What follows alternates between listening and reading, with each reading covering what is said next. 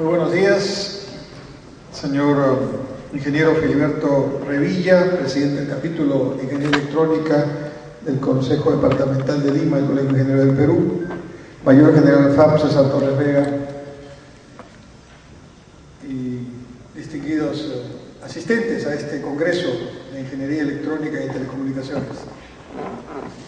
Hace algunos años, en mi actividad académica, tuve la oportunidad de trabajar junto a unos colegas semiólogos, lingüistas dirían algunos, semiólogos en realidad, en un proyecto multidisciplinario que buscaba entender de qué manera las sociedades se comunican. Parafraseando a Toffler, el autor de los famosos libros El shock del futuro, La tercera ola, El cambio del poder, las sociedades a lo largo de la historia han tenido diversas etapas que él llama olas. Una primera ola muy larga en la historia de la humanidad, que fue una ola donde la agricultura tenía el papel central, la tierra en realidad era el factor clave, productivo, la riqueza y el stock de la misma se medía en función a quien tenía acceso a la tierra, y las tecnologías disponibles eran las que estaban vinculadas al trabajo de la tierra. Con la revolución industrial de mediados del siglo XVIII se tiene la segunda gran ola mundial industrial, donde el centro del interés, pero también el centro de la tecnología, del poder político, pasa de la tierra a la máquina, a la manufactura y sus procesos. Y entonces la revolución industrial trajo consigo cambios fundamentales en la vida de las personas en el mundo a propósito de lo que significaban estas nuevas tecnologías y sus procesos y la manera de vivir que suponían esos procesos.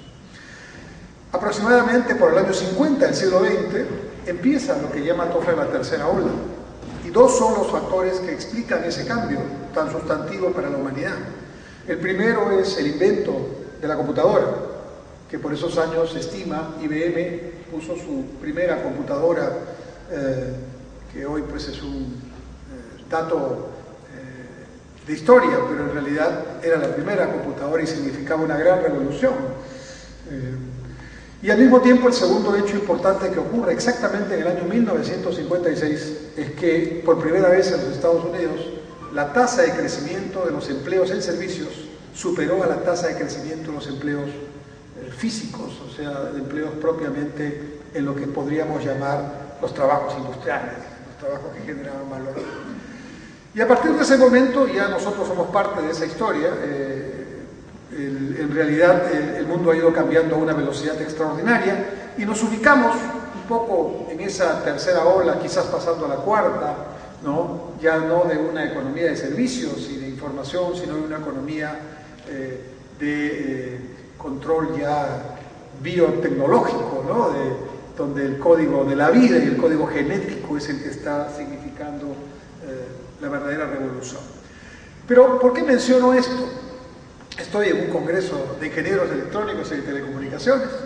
Entonces vuelvo a mi punto cuando estaba en mi posición universitaria con mis colegas semiólogos, y ellos me invitaron a participar en una investigación pluridisciplinaria para tratar de ver cómo este cambio en la sociedad también tenía un paralelo con el cambio en la manera en cómo la humanidad se comunicaba. Y entonces la primera ola se asocia a una comunicación fundamentalmente oral, de transmisión oral a través de las generaciones, del uso de la palabra fundamentalmente, sin escritura. La segunda ola, la ola industrial, se asocia más bien a una comunicación escrita, el invento de la imprenta, y con la imprenta el desarrollo industrial también, que supone el libro y todo lo que significa esto, y la cultura de vida que implica esto. En la política es un libro o un texto que se llama Constitución Política, el que nos dice qué es lo que tenemos o no tenemos que hacer, nuestros deberes y derechos. En términos históricos y religiosos, la Biblia o el Corán son documentos escritos, y cuando llegó el conquistador, lo primero que le dio al Inca es una Biblia, y el Inca lo tiró al suelo, como dice la historia. Uno puede interpretar de varias maneras ese hecho, pero en concreto era una sociedad oral que se enfrentaba a una sociedad escribal e industrial que venía con la conquista. Pero esta tercera ola, la ola de la información, la ola del conocimiento, nos lleva a una tecnología electronal, donde la electrónica, las telecomunicaciones son el elemento clave que, como se ha dicho, constituye el sistema nervioso, el sistema troncal, fundamental de vida, de conexión entre todas las partes que intervienen en este mundo. Y entonces viene un elemento que quiero, aprovechando de la invitación generosa que me han realizado, dejarles a ustedes, profesores, investigadores, maestros de ingeniería electrónica, ingenieros electrónicos y de telecomunicaciones. Resulta que en la vida, y esto ocurre en muchos hechos de la vida, cuando uno tiene situaciones determinadas, a veces muy problemáticas, estas, sin dejar de ser problemáticas, presentan interesantes oportunidades. Y ese es el punto que quiero dejarles de reflexión en este congreso. Nosotros, nuestra sociedad peruana, que tiene más de 10.000 años de historia, tiene, por supuesto, un inicio y aún en este tiempo un gran desarrollo oral. Nuestra gente, no solamente, digamos, las comunidades nativas que todavía no han sido incorporadas a la modernidad así llamada, ¿no?, que no han sido contactados, dicen los sociólogos, ¿no?, sino también nuestras comunidades campesinas y nuestra población en general es sustantivamente oral. Oral en el concepto, oral en la forma, oral en la manera de actuar. Y hasta ahora tenemos esa tradición. Por supuesto que con la conquista nos llegó la imprenta, nos llegó el libro y la obligación de aprender a leer y escribir, que por cierto no digo que no sea buena, pero el leer y escribir todavía es un desafío para cerca de 1 millón de peruanos que están siendo alfabetizados en este momento, para aprender a leer y escribir, que se están convirtiendo en lectores y escritores prácticos, porque no solamente es aprender a leer y escribir, sino practicar para poder activamente formar parte de este mundo escribano.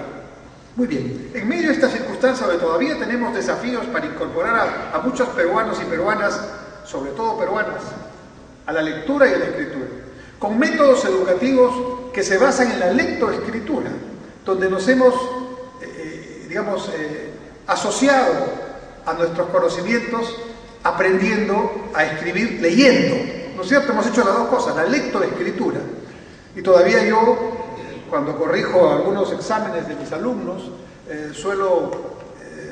hace 30 años soy profesor, suelo poner un círculo allí donde hay una S que debe ser Z, y eso lo jalo a un costadito, no lo califico, pero digo, usted debe leer más, porque si lee más, memoriza la manera como se escriben las palabras y consecuentemente no se lo califico, pero usted no está leyendo, por eso está escribiendo así.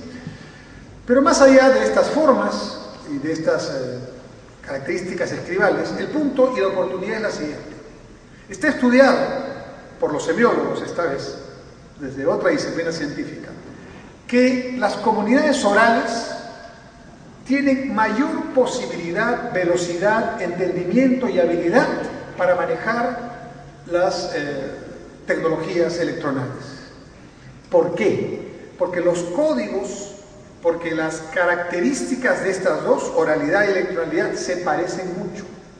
¿Y en qué se parecen, además de otros aspectos? Sustantivamente, en que no necesitan de intermediación. En la sociedad escribal, el intermediario es el libro, y hasta en la política eso se refleja.